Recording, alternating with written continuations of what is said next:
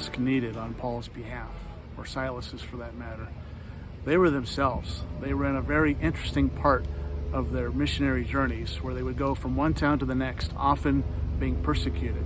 They had just left Philippi where they were beaten and put in jail until Paul made it clear that he was a Roman citizen, and then he accepted their apologies as they moved on to the next town. They got to Thessalonica, no desire to make a big splash, no desire to make a scene. They wanted to do the work quietly and patiently, and they did. Wherever they went, there were signs and wonders accompanying them, and it was the same in Thessalonica. These idol worshippers, these non-religious people, these people with very little Jewish influence, readily accepted the power of God, the message of God, the messengers of God, Paul and Silas. But it didn't take long for trouble to stir up there as well. They didn't attack Paul directly, they attacked one of the new believers. And so Paul, at the advice of those he was ministering to, left town quickly with Silas, and they went on to the next town, Berea. They heard about persecution continuing after they'd left, and they longed to be with their friends, the Thessalonican Christians.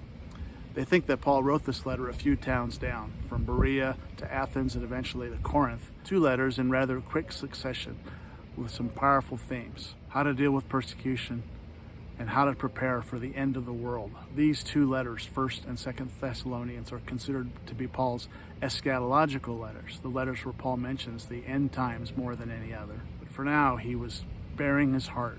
He was revealing the honesty with which they came and visited them, the openness of their heart, that they were not wearing masks of any kind. They were simply themselves. These people were tender to Paul, and the fact that they were being persecuted and killed because of his visit wore heavily on him. Some people who wanted to make a living in this poor, remote area were talking about how Jesus had already come back and it was too late. Paul would have none of that. He wanted them to be encouraged. He wanted them to persevere. He wanted them to be his. He wanted his unmasked face to still be exposed now through these letters to his friends, the Christians in Thessalonica.